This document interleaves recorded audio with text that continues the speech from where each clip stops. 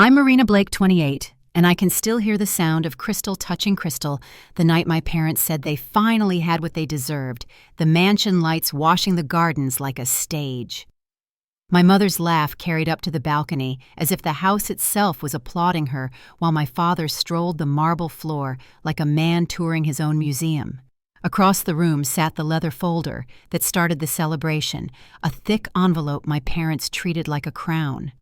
My grandfather Samuel Hart wasn't there to see it, and that absence did something to the air like a window left open in winter. I told myself the old stories about rest and change and what's best for him, the ones my parents repeated until they sounded true.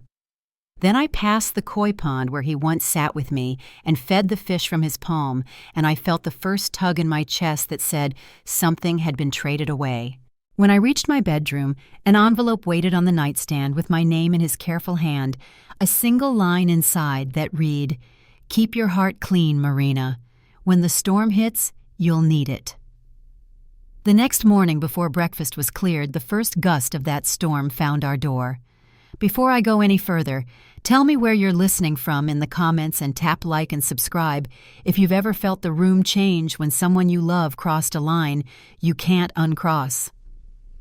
I grew up in smaller rooms than the ones my parents now parade through, in a craftsman-style house with a squeaky back door and a kitchen where my grandfather liked to sit with his coffee and talk about work that mattered. He came by most Sundays, always with a paper under his arm, always with a question that made me think. He taught me to stack the silverware after dinner the way he used to polish his own, not because anyone was watching, but because care leaves a mark other people can feel. When my parents talked about success, they meant square footage and names on invitations. When he talked about it, he meant how many lights were on at the shelter he funded when the weather turned bad. I was too young then to understand the gap forming under our feet, the difference between building a life and building a display. But I could feel it when the adults changed subjects, and I knew it when my mother called generosity a habit the rich grow out of. After college, I took a modest apartment and a city job that paid in steady checks and quiet satisfaction, and on weeknights, I walked past the Hart Foundation's windows and saw volunteers packing boxes under a banner with my grandfather's name. It made me proud and honest in ways I couldn't explain at home. My parents, meanwhile, moved closer to the high gates and the white columns, the charity galas. Without the charities, the talk of renovations before any walls were even theirs to touch. When they invited me to celebrate the papers they claimed my grandfather had signed, I said yes because sometimes you go to the place where the decision was made just to hear your own voice tell you what it thinks. The house on Greystone Terrace didn't smell like new money. It smelled like old stories, the library where he read aloud when I was 8, the piano room where my grandmother's perfume seemed to linger when the sunlight turned thin. My parents filled those spaces with music and plans for decorators, and if you only looked at their faces, you would think joy was a thing you could schedule. I watched them stand at the balcony as the pool lights drifted across the water, and I remembered my grandfather's warning that people show you who they are when they think no one will need them again.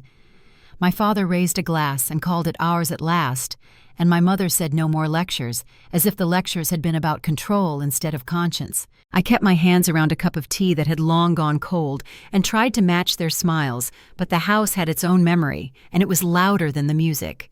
I searched the edges of the celebration for my grandfather's hat, his cane resting against a chair, any sign that he had stood among them and offered what they were taking, and I found nothing but a silence that didn't belong to victory.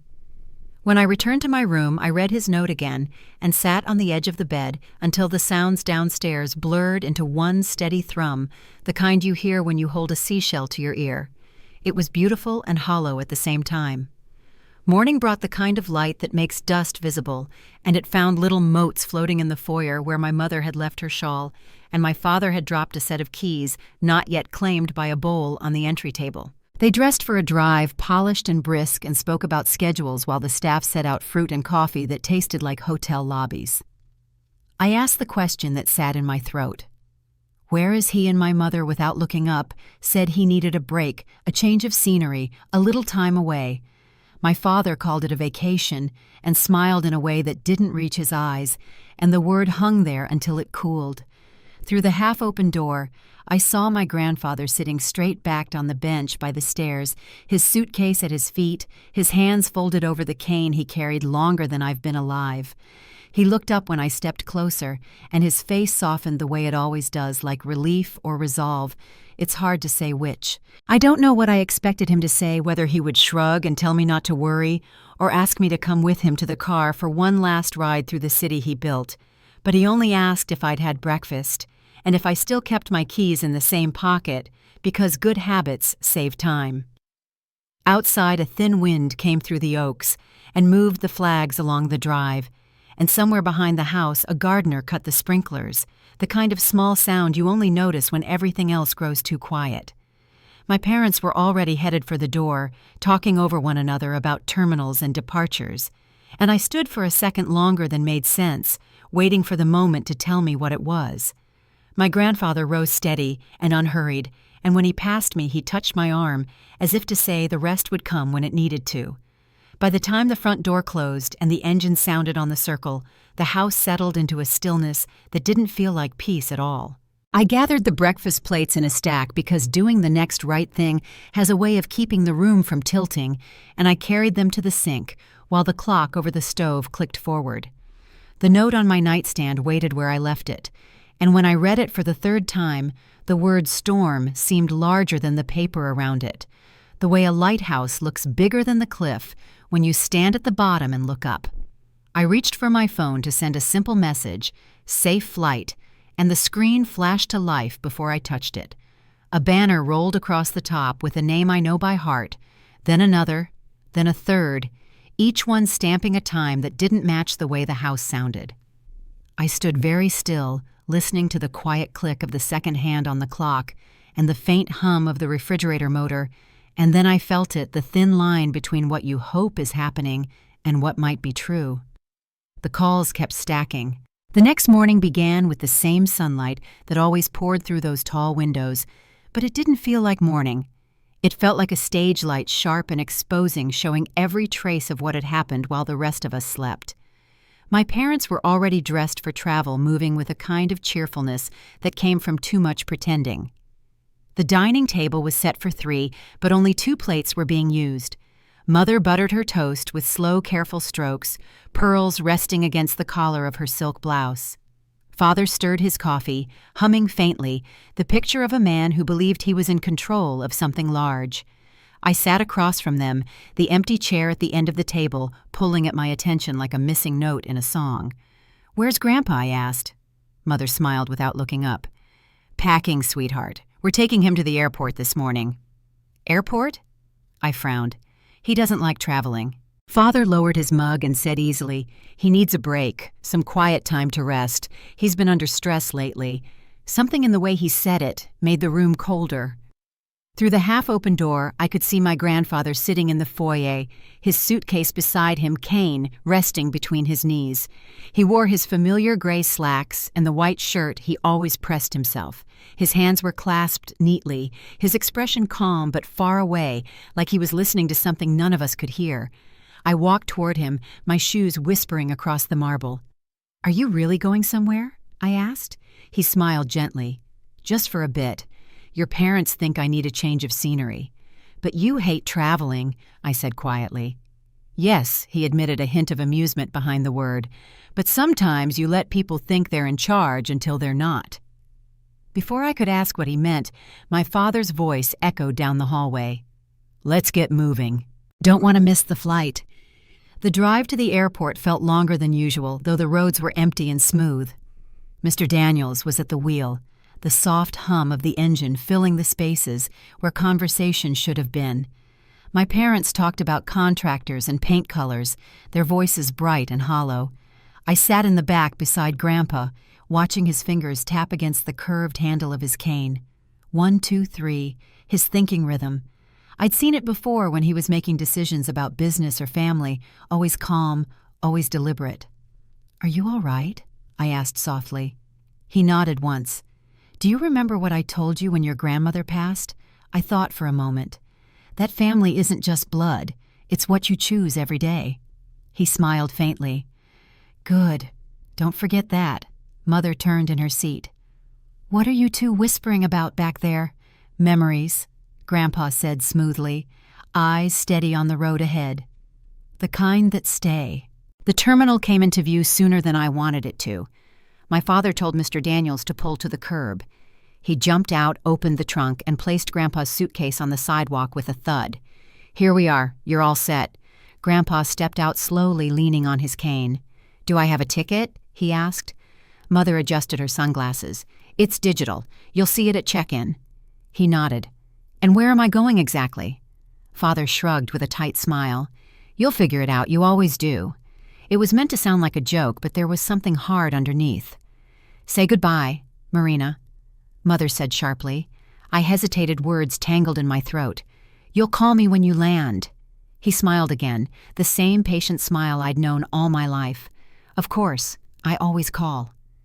They drove away before he even stepped inside. I turned in my seat and looked back through the rear window. He was standing there alone, his coat fluttering lightly in the wind, one hand resting on the suitcase handle. When he finally sat down on a bench near the entrance, he pulled out his phone, staring at it for a long moment before pressing a number. I didn't know then that the call he was trying to make was to me.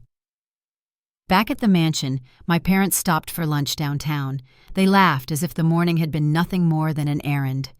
When we returned home, the house felt larger, echoing differently, like the walls had swallowed their own voice. The folder that held the deed lay open on the coffee table, legal pages fanned out like trophies, a bottle of champagne beside them. "To new beginnings," Father said, raising his glass. Mother clinked hers against his. "To finally being free of lectures and guilt." I stood in the doorway watching them celebrate. The fireplace crackled low, throwing gold against the glass shelves. "Did he call you?" I asked quietly. Mother waved her hand. "He's fine. Probably on a beach somewhere. Let's not spoil the evening." Father laughed. "Or maybe halfway to Europe. Either way, he's out of our hair." Then the phone on the table lit up. Samuel Hart. 1 ring, 2. It stopped, then started again. By the 10th call, the laughter had faded. Father frowned and said, "That's strange." Mother snatched up the phone, silenced it, and set it face down. "He's confused again. Don't answer." Moments later, my phone buzzed in my pocket. When I looked down, my breath caught 29 missed calls from Grandpa. My fingers trembled as I scrolled through them, each one only minutes apart. I tried calling back, but it went straight to voicemail. The message sound was his voice, calm and measured. "Recorded long ago. You've reached Samuel Hart. Leave a message and I'll get back to you." I opened our family group chat. The last message was from him, sent less than an hour after we'd left him at the airport. "I hope you care for my house the way I cared for you." Attached was a photo of a document. The reflection of his gold pen blurred the signature line, but it looked like the deed. My father looked over my shoulder and scoffed. "It's just a picture. He's bluffing." Mother poured more champagne. "He's angry we didn't throw him a goodbye party. Let him sulk. He'll come around." But I couldn't shake the unease crawling up my spine. My grandfather didn't bluff. He planned. He always planned. I stared at that photo until the words on the message seemed to shift care for my house the way I cared for you. "What does that mean?" I whispered. "It means we own it now," my father said, but his voice had lost its steadiness. Outside, thunder rolled over the hills, rattling the window panes. The chandelier flickered once, and for a second I could almost hear my grandfather's voice, calm and sure as if carried by the storm. "Nothing taken by greed lasts long, Marina." I tried calling again, but the number was disconnected. A minute later, Mother's phone buzzed with a text from an unknown number. "Enjoy the house while it's still yours." The room fell silent. She dropped the phone on the couch, her fingers trembling. For the first time since the champagne toasts, my parents looked frightened. Father pressed his hand to his forehead, muttering something under his breath. The air in the room shifted heavy with realization. I knew then whatever had started that morning at the airport hadn't ended there. I went upstairs and sat by the window, watching the rain crawl down the glass. Lightning flashed across the sky, turning the lawn silver for a heartbeat. Somewhere out there, my grandfather was alone, and I couldn't do anything but listen to the storm he'd already seen coming. The lights flickered again, a quick dimming, and then steadied. I reached for his note on my nightstand. Keep your heart clean, Marina. When the storm hits, you'll need it. It no longer felt like a warning. It felt like a map. Downstairs, the front gate creaked open. Tires crunched over gravel, a low engine idled. Through the curtains, I caught the reflection of headlights sweeping across the fountain. My father's voice echoed faintly from the foyer, sharp defensive. I couldn't make out the words, only the tone fear dressed as authority. I stayed where I was, fingers pressed against the edge of the note, listening to the rain. Somewhere inside me, I already knew that the next knock on that door wasn't bringing comfort. It was bringing truth, and the truth had just arrived. The knock came just after sunrise, steady, and measured the kind of sound that doesn't belong to friends or neighbors. I was halfway down the staircase when I saw the black SUV parked by the fountain, its paint gleaming even in the gray light. A man in a dark suit stood by the front steps, holding a leather briefcase and a sealed envelope. He didn't look like a reporter or a salesman. He looked like someone who had come to end a conversation before it started. Father appeared behind me in his robe, irritation already showing in the set of his jaw. "Can I help you?" he asked. The man smiled politely. "Good morning, Mr. Blake. I represent the Hart Family Foundation." "Mrs. Blake, good morning." Mother's voice floated from behind us, bright but brittle. "Yes, of course. Is this about the title transfer?" The man's answer was calm. "In a way," he said, offering her the envelope. "You'll want to read this carefully." Father tore it open, and the color drained from his face as his eyes moved across the first page. "What is this?" he demanded. The man adjusted his tie. "Confirmation of property reallocation." Mother blinked, her voice catching. "Reallocation. We already filed the deed last week." "Yes," the man replied evenly, and Mr. Hart filed a corrective deed an hour later. The word corrective seemed to hang in the air like a storm about to break. Father stepped closer, the paper shaking slightly in his hand. "A what?"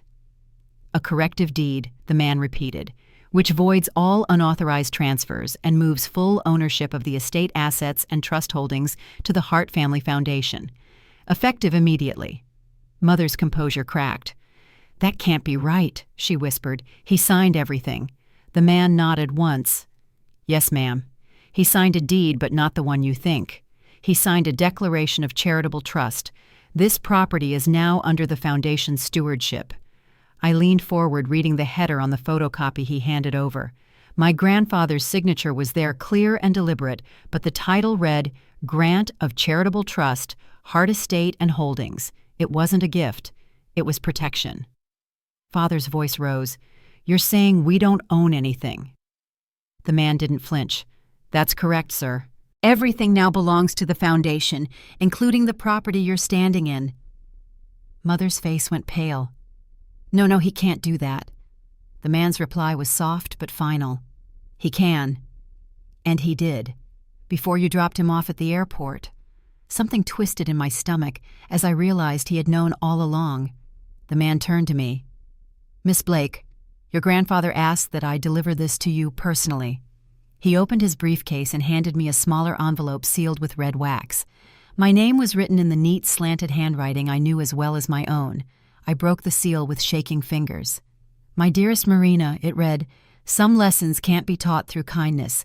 Your parents wanted my house, so I gave them walls, empty ones. But I left you something else. Truth. When they realize what they've lost, come find me. I'll be waiting where honesty still matters." I looked up, but the man was already stepping back toward the SUV. "Where is he?" I asked. He gave a faint, almost knowing smile. "You'll find him soon enough." Then he climbed into the car and disappeared down the drive, leaving the echo of the engine and a silence so sharp it hurt. Father crushed the papers in his fist. "He's playing games," he said, pacing. "We'll fight this." Mother sank into a chair, her voice trembling. "Every lawyer in town will take our case." But when Father started making calls one after another, ended the same way, short, uncomfortable silences, then polite refusals. No one wanted to stand against Samuel Hart.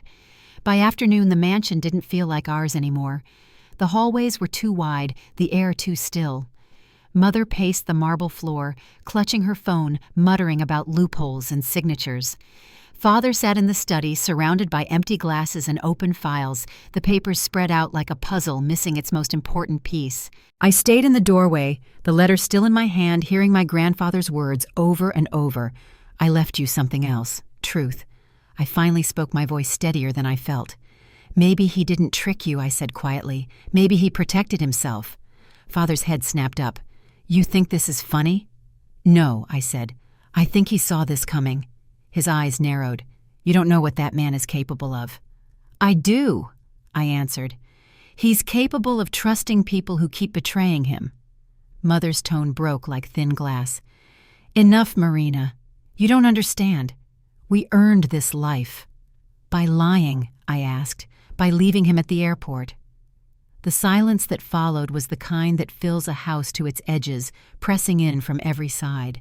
Then my phone vibrated in my hand. The screen showed an unknown number and a short message, Hart Tower, 52nd floor. I'm waiting. I didn't ask who it was. I already knew. I grabbed my keys and walked toward the door. Marina, Mother said, her voice sharp with fear. You're not going anywhere. But I was already outside, the gravel crunching under my shoes, the rain starting again in soft, uneven drops. Downtown, the Hart Industries building rose like a mirror into the clouds. Inside, the marble floors gleamed, and the receptionist looked up as I approached. Miss Blake, she said gently. He's expecting you. The elevator doors closed around me, the hum of machinery filling the silence as the numbers climbed. When they opened, I stepped into a private office surrounded by glass. My grandfather stood by the window, hands clasped behind him, the city stretching wide below. His reflection shimmered in the glass before he turned to face me. I was wondering when you'd come, he said. You knew they'd do it, I said. Didn't you? He nodded once. Your parents forgot something important. You can't steal from someone who's already given it away. The deed, I whispered. He smiled faintly. The deed they made me sign transferred everything to the Hart Foundation. I simply let them believe it was theirs. He moved to his desk and handed me 2 folders, one marked Trust Reallocation, the other Personal Will. They thought they'd taken my home, he said, but all they did was show me who they really are. I opened the first folder. Every document was neatly notarized. Bank accounts, properties, holdings, all protected. Why let them think they'd won? I asked. He looked back toward the window, his voice quiet but steady. Because people reveal themselves when they think the battle is over. He placed a hand on my shoulder. I didn't do this to destroy them, Marina. I did it to free you from their shadow, from what they'd make you become. You have a good heart. Don't trade it for greed. The light shifted through the glass, turning the office gold. For the first time since the night he left, I could see peace in his face. When I left the building, the city lights had come on and the rain had turned to mist. The streets looked different, quieter somehow, like the world had exhaled. When I reached the mansion, I could hear my parents arguing before I opened the door. Papers were scattered across the floor. The champagne glasses knocked over, the sound of desperation echoing in every word.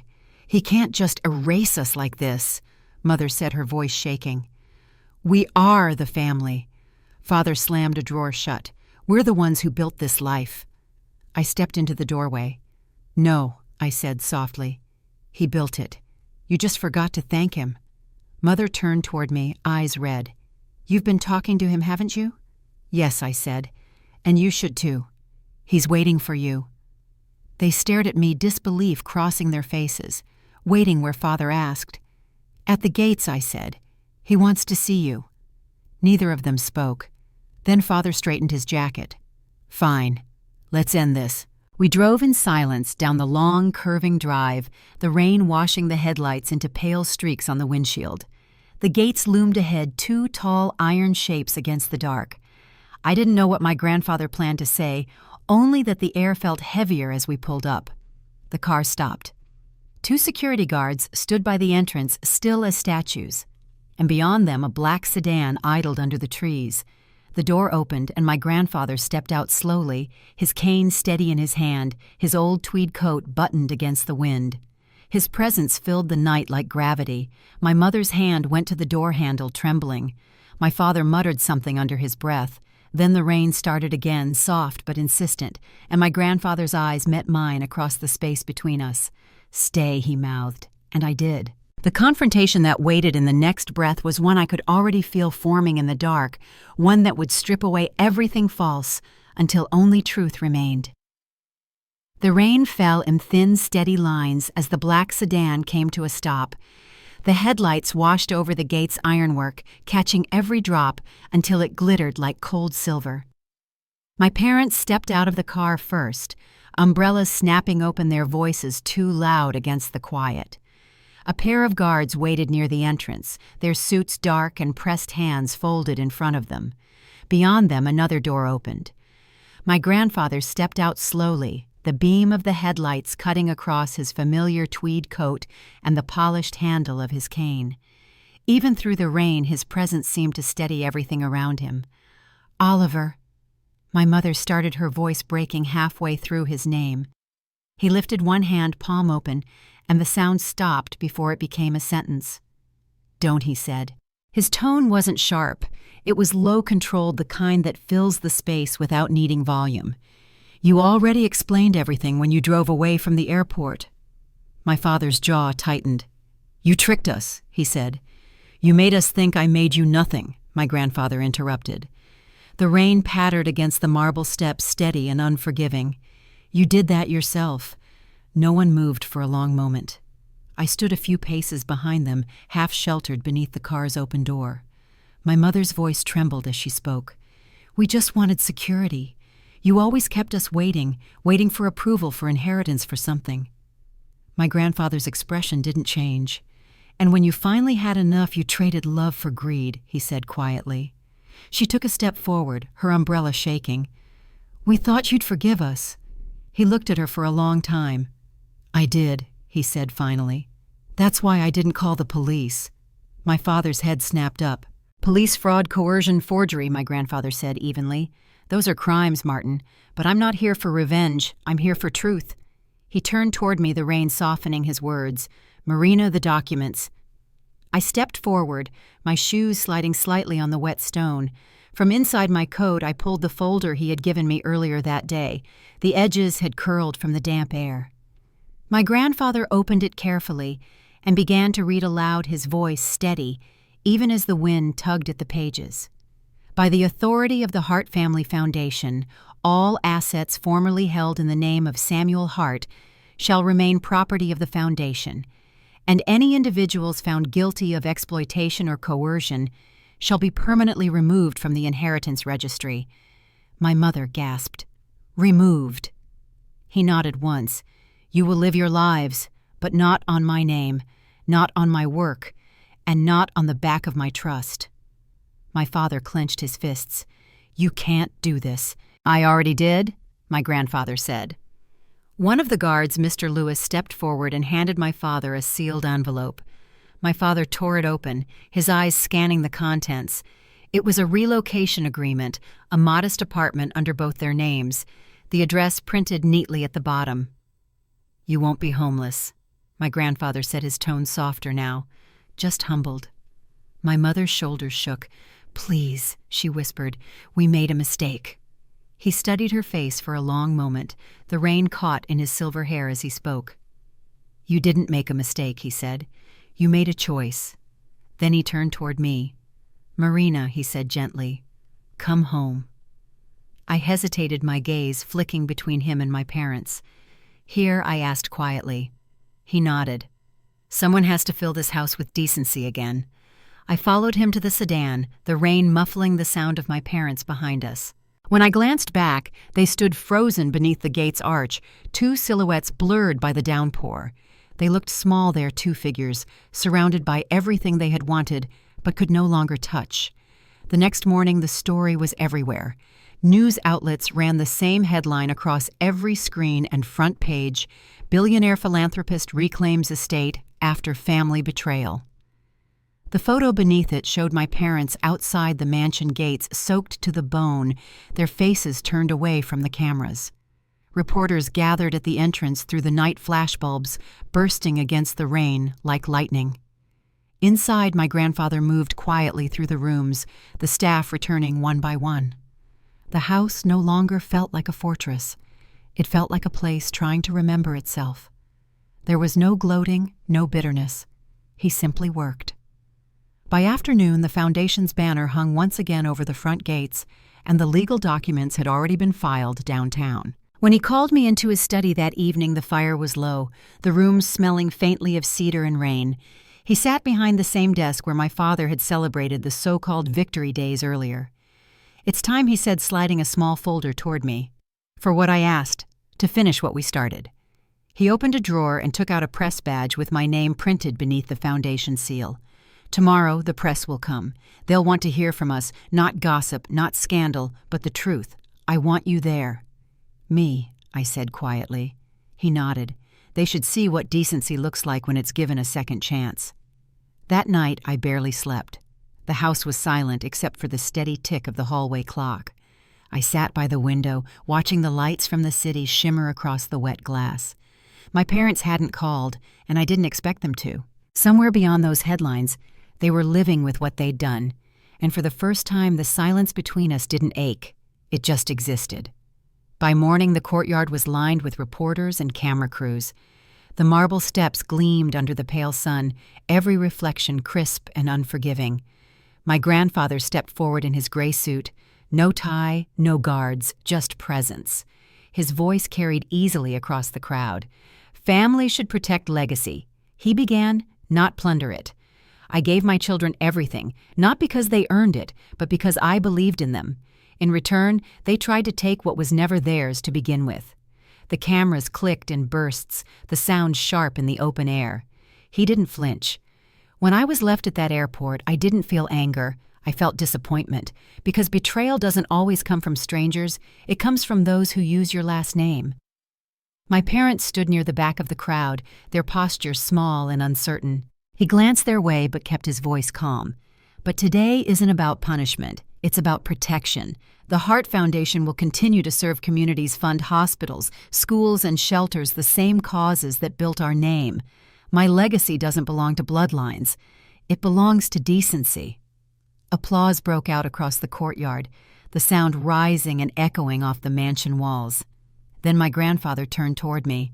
"Marina," he said, motioning me forward. I hesitated, the cameras turning as I stepped up beside him. "This is my granddaughter," he said, "the only one who answered when I called, not because of money, but because she still cared." My throat tightened, but I met his eyes. "She will help me lead the foundation moving forward," he continued, "because integrity must live through those who choose it." He reached into his pocket and opened a small velvet box. Inside lay a single brass key. "The key to the foundation," he said softly, "and to my trust." Gasps rippled through the reporters. My mother covered her mouth, her eyes filling with tears. My father tried to speak, but no words came. My grandfather closed the box and pressed it into my hand. He faced the cameras once more. "Let this be a reminder," he said. "Wealth means nothing if you lose your soul trying to keep it." The applause came again, louder this time, steady as the rain that had begun to fall once more. My grandfather took my hand, guiding me back toward the house. Behind us, the cameras kept flashing, capturing what the world would call justice, but what he and I knew was something quieter, something final. As we crossed the threshold, I heard the crowd begin to fade behind the heavy doors. The echoes dissolved into stillness, replaced by the crackle of the fire and the faint scent of rain-soaked roses drifting in from the courtyard. My grandfather looked at me and said, "Now we begin again." And though the world outside called it an ending, I knew he was right. The storm had passed, but its lessons were just beginning to take root. The days that followed the press conference passed quietly, though the rest of the world didn't see it that way. Headlines spun out faster than anyone could keep track of them. Cameras still lingered outside the gates, catching every delivery van and shadow that crossed the drive. Inside, the house had returned to its familiar rhythm, steady, measured, and almost peaceful again. The air smelled of polished wood and coffee, and the soft hum of the grandfather clock filled the spaces where tension once lived. My grandfather didn't speak much about what had happened. He moved through the house with quiet purpose, greeting returning staff and meeting with foundation board members who stopped by to sign documents or shake his hand. On the third morning, I found him in the study sorting through a stack of envelopes tied with twine. "These are from the public," he said, glancing up when I entered. "Letters mostly, some angry, most kind. I offered to help, and we spent an hour opening them thank you notes from schools, small-town libraries, and hospitals the foundation had funded over the years. They still remember he murmured, setting aside a child's crayon drawing of a playground with his name on the gate. That afternoon, Ellen Moore from the foundation arrived. She had worked with my grandfather for more than 2 decades and carried herself with the calm precision of someone who'd seen empires rise and fall without ever raising her voice. "We'll need to address the press again," she said gently, laying a folder on the desk. "A follow-up to clarify leadership changes?" My grandfather nodded toward me. "Marina will speak this time," he said. Ellen smiled. "That's what I hoped you'd say." For the next few days, I worked alongside her preparing for it. We reviewed statements, legal summaries, and questions likely to come from the media. Late into the evenings, I practiced in front of the tall windows of the library, my voice echoing softly against the shelves. My grandfather listened from his chair by the fireplace, eyes half closed occasionally, offering a quiet correction. "Don't defend me," he said once. "Just speak the truth. The truth can hold itself upright." By the end of the week, the crowd outside had thinned. The reporters no longer shouted questions at the gate, and the staff began reopening the lower gardens to visitors from the foundation's charity programs. The house no longer felt like a fortress under siege. It felt like a home again. That Sunday morning, my grandfather invited me to join him for breakfast on the veranda overlooking the rose garden. The light was soft and golden, the kind that makes everything seem still for a moment. He poured tea for both of us, his hands steady as ever. "You did well," he said. "The foundation is in good hands." I didn't answer at first. Instead, I asked what I had wanted to know since the day of the press conference. "Were you angry at them?" He looked out over the garden, the steam from his cup curling through the air. "For a while, yes. Then I realized anger doesn't rebuild anything. It only burns what's left." Before I could respond, footsteps sounded on the gravel path. Mr. Lewis appeared, his coat damp from the morning mist. "Sir, there's a car waiting at the gate. Mr. and Mrs. Blake are requesting entry." My grandfather didn't seem surprised. He placed his cup on the table and exhaled slowly. "Let them in." Minutes later, my parents stepped onto the veranda. They looked older somehow, tired in a way that went deeper than lack of sleep.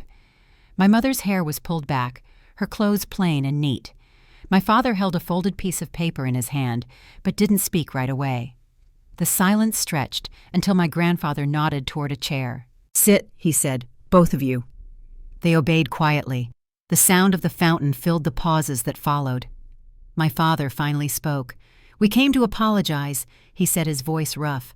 "Not to take anything back, not to argue, just to say we were wrong." My mother's hands trembled as she reached for her tea but didn't drink. "We thought we were protecting our future," she whispered. "But we were only trying to own something that was never ours to claim." My grandfather listened without interrupting. When they finished, he folded his hands on the table. "You hurt more than me," he said softly. "You hurt what our name stood for. But I can't carry that forever, and neither can you. You'll have to learn what peace feels like on your own." He turned to me. "Marina, would you mind seeing that they have lunch before they go?" I nodded and rose, motioning toward the steps that led back to the kitchen. My parents followed, wordless. In the hallway, my mother stopped me. "How is he?" she asked. I met her eyes. "He's fine. He doesn't hate you. He just expected more."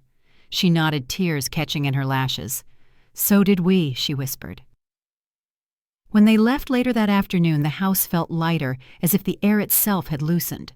My grandfather didn't mention them again, at least not that day. Instead, he asked me to join him in the library. He stood by the long table, a folder open before him. "This is your first project," he said. "A housing initiative for veterans. The blueprints are ready. You'll oversee it." I stared at the plans, rows of modest homes with shared green spaces and a community center at the heart. "This is huge," I said quietly. He smiled faintly. "So was my first idea." Every empire starts small until it's built on purpose. The following weeks became a blur of meetings, site visits, and late nights filled with paperwork. The Foundation's team welcomed me without hesitation.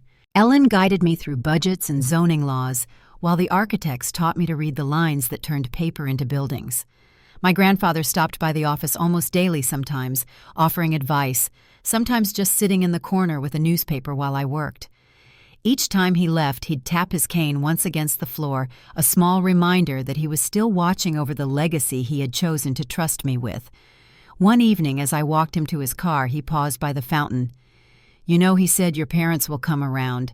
Shame is heavy at first, but it teaches." I nodded, unsure how to answer. The city lights flickered across the windshield as Mr. Daniels opened the door for him. "Go home and rest," he said. "There's plenty to do tomorrow." When I stepped back into the house, the air carried the faint scent of roses again. It was the same fragrance that had filled the courtyard the night everything changed. Only now it didn't remind me of loss. It reminded me of beginning. Later that night, I found a small note tucked under my office door in my grandfather's handwriting. "Keep your heart steady, Marina. Kindness builds longer walls than greed ever could." I slipped it into the front of my notebook and turned off the lamp. Outside, the last reporters had gone, the driveway empty under the moonlight. The storm that had nearly torn our family apart had finally cleared, leaving something stronger in its place. But even as the quiet settled in, I could feel another shift approaching, one that had less to do with headlines and more to do with what came next. My grandfather's story had come full circle, yet mine was only just beginning to take shape. The months that followed moved with a rhythm all their own. The mansion no longer felt like the epicenter of a scandal. It had turned into a place of work and restoration. Every morning, the front gates opened for foundation meetings, deliveries, and project teams who brought blueprints and site maps under their arms. The walls that once echoed with argument now carried the sound of purpose again. By early spring, construction on the veteran housing project had begun. The first site sat on 12 acres at the edge of the city, rolling fields that had been neglected for years. The ground was uneven, the roads unpaved, and yet when I first stood there beside the blueprints, it already felt like a beginning. David Harper, the project's lead architect, walked me through the plans while pointing toward the open sky. "We'll start with 30 units here," he said. "Single-level homes, accessible layouts, sustainable materials. It'll be quiet. Simple, dignified, exactly what they deserve." Grandfather visited the site every few weeks, cane tapping lightly against the gravel. The workers always greeted him with a kind of reverence that came naturally. He never made speeches there. He just watched, nodded, and said a few words that carried farther than any announcement could. "Build it right," he told the crew one afternoon, "because someone who's lost everything will call this home." The project became my daily focus. I woke early, reviewed budgets, and spent long hours between city offices and job sites. At night, I returned to the mansion where my grandfather waited with 2 cups of tea and updates from Ellen about donations and community partnerships. Slowly, it stopped feeling like I was helping him. It began to feel like we were building something together. One evening, as I packed up the day's paperwork, I found him sitting on the balcony overlooking the gardens. The lights of the city flickered beyond the trees. "You've done well," he said. "You remind me of your grandmother." I smiled, but before I could answer, his tone shifted. "There's one more thing I want you to know. The Foundation's future isn't just in the buildings we raise. It's in how you treat the people who come after us." He turned toward me, his eyes steady and kind. "Promise me you'll always choose compassion before pride." I promised, and he nodded once, as if checking something off an invisible list. That night, for reasons I couldn't explain, I lingered longer before saying goodnight. He stayed outside, humming an old tune under his breath, the same one my grandmother used to play on the piano. By the end of the summer, the first homes were nearly finished. The foundation had set a date for the dedication ceremony, and Ellen handled most of the planning, while I coordinated with David's team to finalize landscaping and permits. Grandfather seemed stronger than ever, though I could see the subtle changes, the slower walk, the pauses that lasted just a beat longer. Still, he refused to rest. "Work keeps the heart upright," he said when I asked him to take a break. The evening before the dedication, I found him in his study, surrounded by folders, letters, and an old photo album open on the desk. The picture on top showed him and my grandmother standing in front of the first hospital wing they ever funded. His hand rested on the image as if anchoring himself to it. "You know," he said quietly, "we built that place with a single check and a promise. I didn't know what I was doing back then, but she did. She always did." He closed the album carefully and smiled. "You have her steadiness, Marina. That's what will keep this whole thing alive when I'm gone." I told him he wasn't going anywhere, and he just chuckled. "Everyone goes somewhere eventually. The trick is leaving enough behind that people know where to find you." The ceremony the next day drew more people than we expected: veterans, their families, volunteers, and city officials. The sun was bright, the sky clear, the new homes gleaming against freshly planted trees. My grandfather stood beside me as the ribbon was cut. Cameras flashed, applause rose, and for a moment I saw the look of quiet pride cross his face. When it was his turn to speak, he took the microphone with both hands and said only a few words. "This isn't charity," he told the crowd. "It's gratitude turned into action." The applause that followed lasted long after he stepped back. Later, during lunch under the event tent, I found him seated with a group of veterans, listening more than talking, laughing at their stories, his hand resting on the table near a folded napkin. It was a rare kind of peace, one that felt earned. That evening, after the guests left and the grounds emptied, we walked the quiet path between the new houses. Crickets hummed in the tall grass, and porch lights glowed softly along the lane. "You did this," he said. "You gave them somewhere to belong." I shook my head. "We did this." He smiled. "That's what I mean." We reached the end of the row, where a flag stood gently moving in the evening breeze. He stopped there, his cane planted in the dirt, eyes on the horizon. "You see, Marina," he said, "it was never about money. It was about what you build that can't be bought." The next morning came quietly. The mansion was still, the halls dim in the early light. When I went to check on him, his door was open, the curtains drawn wide to the garden. He was sitting in his favorite chair by the window, a book in his lap, his glasses folded neatly beside him. The morning sun touched his face, and for a second I thought he was only resting. Then I saw the envelope on the table, my name written across it in his familiar hand. Inside was a letter. "My dearest Marina, if you're reading this, I've gone where kindness keeps its own records. Don't mourn what's finished, continue it. Every foundation needs a heart to keep it beating. You are that heart now." I don't know how long I sat there, the pages trembling between my fingers.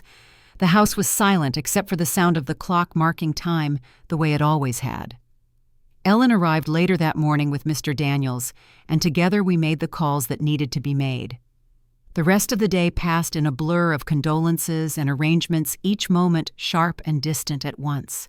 That night, I walked through the gardens alone. The roses had begun to fade at their edges, petals scattering across the path.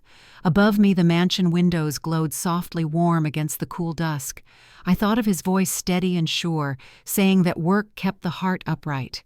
He had built a world around that belief, and now it was my turn to keep it standing. When I reached the fountain, I looked toward the main gate where the city lights shimmered in the distance. Somewhere beyond them was the community we had just built together, families unpacking boxes, children running across porches.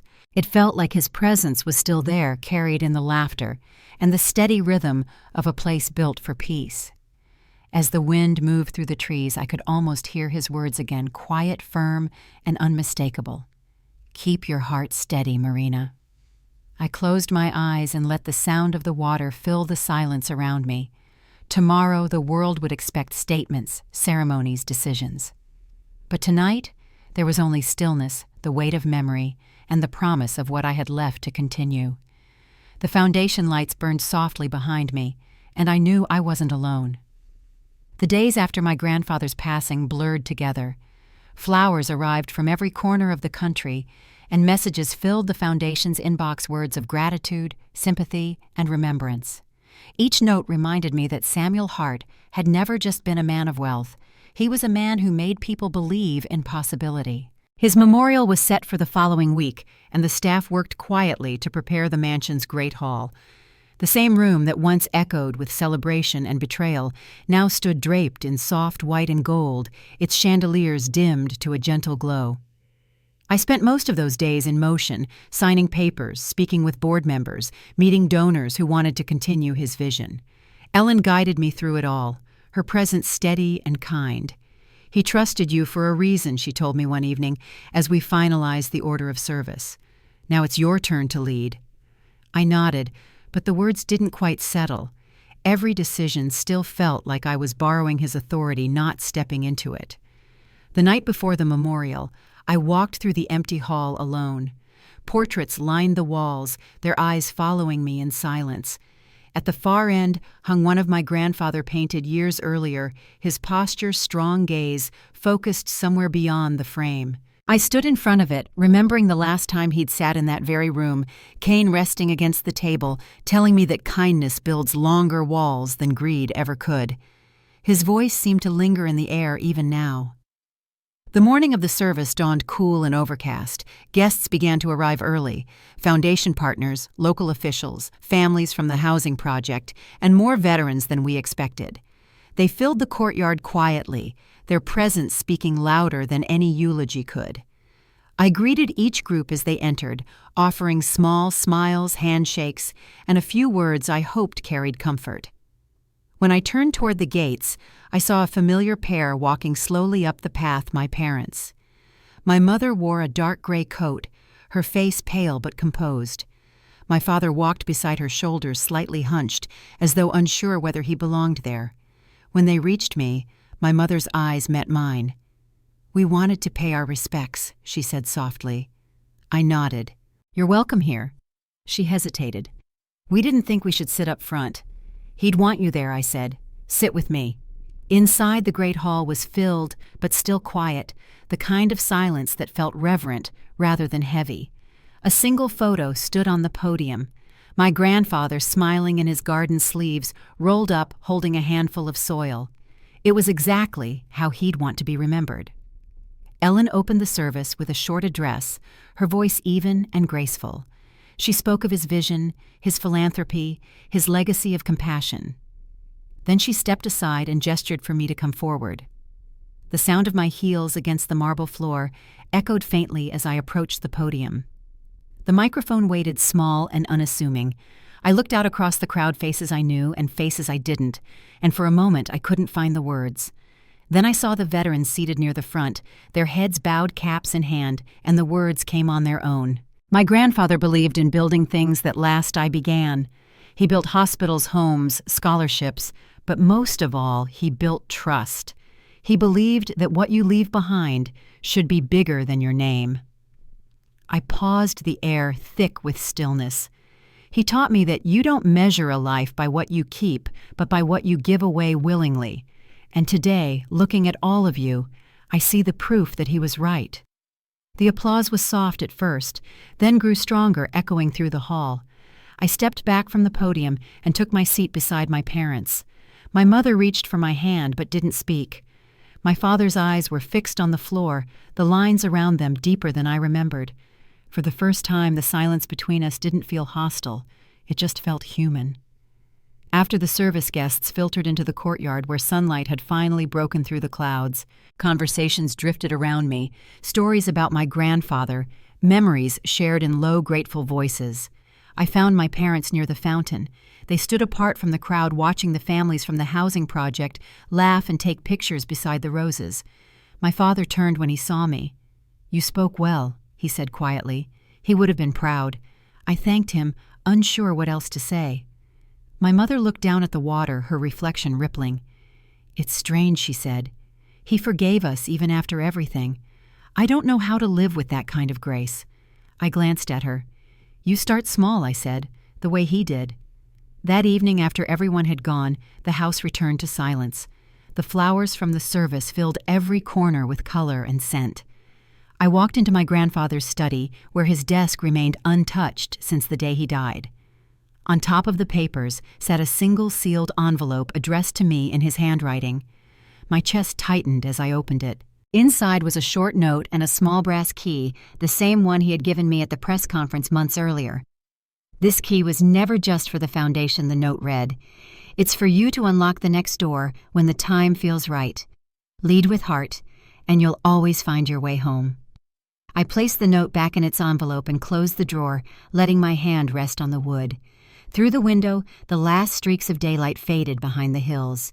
The world outside was moving on, but inside those walls, it felt like time had paused long enough for gratitude to take its place where grief had been.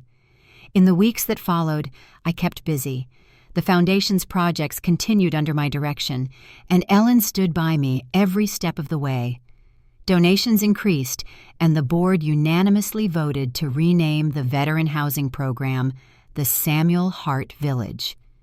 Each decision felt like another stone placed carefully in the structure he had begun building long before I was born. One afternoon, while reviewing paperwork in the conference room, the receptionist appeared in the doorway. "Miss Blake," she said, "there's someone here to see you." When I stepped into the lobby, my parents were waiting. My father held an invitation envelope in his hand. "We received this," he said. "The gala." I nodded. "You're both welcome to attend." My mother smiled faintly. We weren't sure we'd be invited. "Every story needs an ending," I told her. They exchanged a look and nodded. My father cleared his throat. "We'll come. We'd like to see what you've built." That night, as I locked the foundation doors, the air outside carried the faint scent of roses from the courtyard garden. The city lights shimmered across the glass, reflecting back the emblem engraved on the entrance, two hands joined beneath a single word, integrity. Standing there, I realized that my grandfather's final lesson wasn't just about forgiveness or legacy. It was about continuity, the quiet, steady kind that moves through generations, reshaping what once was broken into something worth keeping. I turned the brass key in my hand, its weight familiar and reassuring, and thought of his voice one last time. "Keep building, Marina. The work isn't over." The lights inside dimmed as the automatic timers clicked off one by one. The world outside was calm again, and for the first time since his passing, so was I. The gala would come soon, and with it, the final bridge between the past we lost and the future he left in my care. The night of the gala arrived quietly, without the noise of reporters or flashing cameras. The foundation had chosen a soft light for the ballroom, amber and gold, the kind that makes every face look gentler. Volunteers and staff moved gracefully through the crowd, greeting donors and families from our projects. It didn't feel like a celebration of wealth. It felt like a gathering of people who believed that kindness could still build something lasting. I stood near the entrance welcoming guests as they arrived. When I saw my parents step through the doors, I felt the smallest pause inside me. My mother wore a deep blue dress, simple but elegant, and my father carried himself with quiet restraint. They didn't rush toward me or look for attention. Instead, they took their seats near the back side by side, watching everything unfold. It was the first time I'd seen them together, without tension in their faces. Ellen joined me at the podium just before the program began. "You ready?" she asked softly. I nodded, and when the lights dimmed, I took the microphone. The hum of conversation faded, replaced by the low hush of expectation.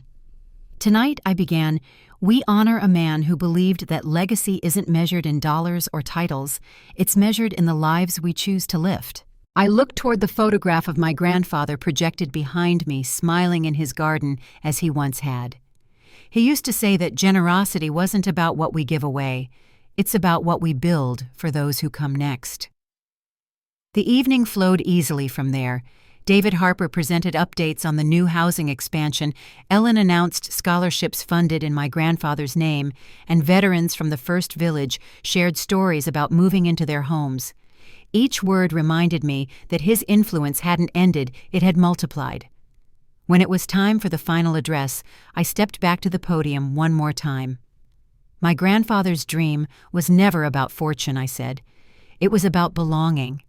He believed every act of fairness plants something that grows long after we're gone.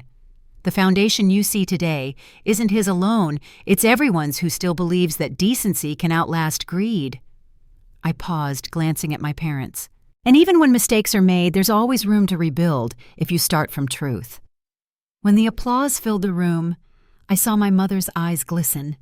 My father stood slowly, his hands coming together in quiet rhythm. It wasn't forgiveness spoken aloud, it was forgiveness understood. After the speeches ended, people mingled across the ballroom, laughter rising softly beneath the music. My parents approached me near the edge of the stage. My mother reached for my hand. "You made him proud," she said. My father nodded beside her. "And you made us remember who he was." For the first time in years, the air between us felt easy. I told them they were always welcome at the foundation, and my mother smiled faintly. "We'll come," she said, "not to take part, just to help." Then they drifted into the crowd, talking quietly with Ellen about volunteer work, something I never thought I'd see. When the last guest left and the lights dimmed, I walked out onto the terrace overlooking the city. The night air was cool, the skyline glowing softly beyond the gardens. I took the brass key from my pocket, the same one my grandfather had left me, and turned it between my fingers. It caught the light just enough to shimmer. That little piece of metal had unlocked more than an office or a title. It had unlocked a way forward. I thought of the first time I'd found his note, the one that said to keep my heart steady. Back then, I'd taken it as a warning. Now I understood it was a map, a promise that storms don't last forever and that the quiet that follows can be just as powerful. Inside, the staff was clearing tables, their laughter carrying faintly through the open doors.